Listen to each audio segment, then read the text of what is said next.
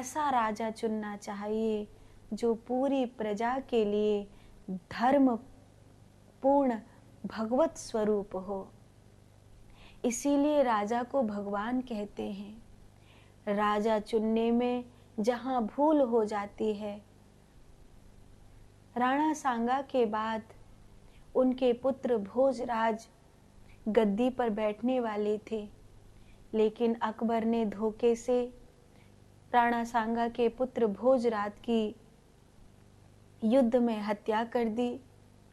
और मीराबाई ने बहुत प्रयास किया था भोजराज को बचाने के लिए। मीराबाई ने सब तरह के उपाय भी करे थे, लेकिन जो राणा सांगा के छोटे भाई की पत्नी थी और जो छोटे भाई का बेटा था, वो दोनों बड़े दुष्ट थे। उन दोनों माँ बेटा ने मीरा का जितना भी किया कराया भाव था वो सब षड्यंत्र कर करके बेकार कर दिया और मीरा भोजराज को नहीं बचा पाई। जो मीरा के ससुर थे राणा सांगा, उनके छोटे भाई का पुत्र राणा विक्रम गद्दी पर बैठा। उसने मीरा को बहुत सताया। उसने मीरा को इतना सताया कि मीरा को घर छोड़ना पड़ा। मीरा को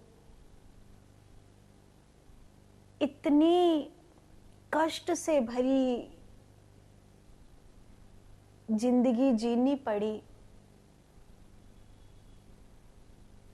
जब उदय सिंह जी राजगद्दी पर आए तो उन्होंने मीराबाई को द्वारिका से वापस बुलाने का प्रयास किया, पर मीरा कहती है अब क्या बुलाओगे वहां, अब वापस नहीं जाना।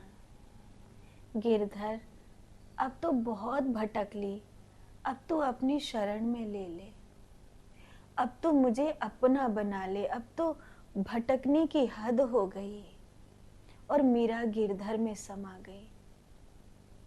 कई लोग समझते हैं कि मीरा को जो जहर दिया गया, मीरा को जो सताया गया, जो मीरा को पीड़ा दी गई, वो मीरा के ससुर के द्वारा या मीरा के पति के द्वारा या मीरा के देवर के द्वारा दी गई। नहीं, पारिवारिक षड्यंत्र में जो हमेशा से राजा बनना चाहता था, उसने मुगलों के साथ मिल करके वास्तविक उस गद्दी के राजा राणा सांगा और उनके उत्तराधिकारी भोजराज राणा जो मीरा के पति थे, दोनों को मरवाया था।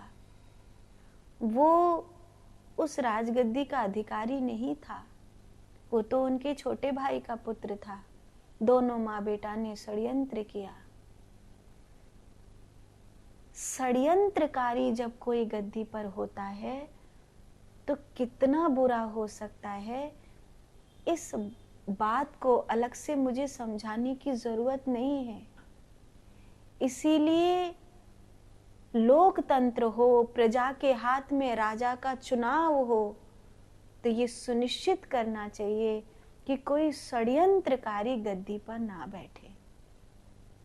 वो बैठे जो मातृभूमि का सेवक हो, जो गौ माता का सेवक हो, जो भारत माता का, धरती माता का सेवक हो, जो प्रेम करने वाला हो धर्म से।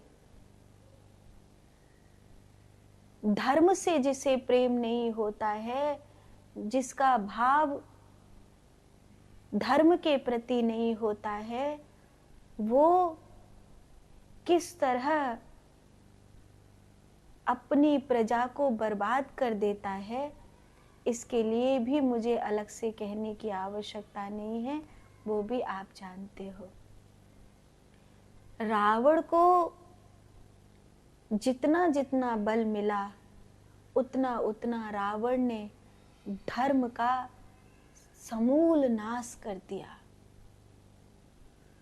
धर्म का नाश ही इन लोगों का वर्चस्व होता है, धर्म का नाश ही इन लोगों की ताकत होती है, पापियों का फैलना ही इन लोगों की ताकत होती है। इन पापियों का अंत होना चाहिए, इन पापियों को नष्ट हो जाना चाहिए। गोस्वामी तुलसीदास जी कहते हैं, मैं अब इस भयंकर राक्षसों की जो अनीति है उसका क्या तुम्हें वर्णन करूं।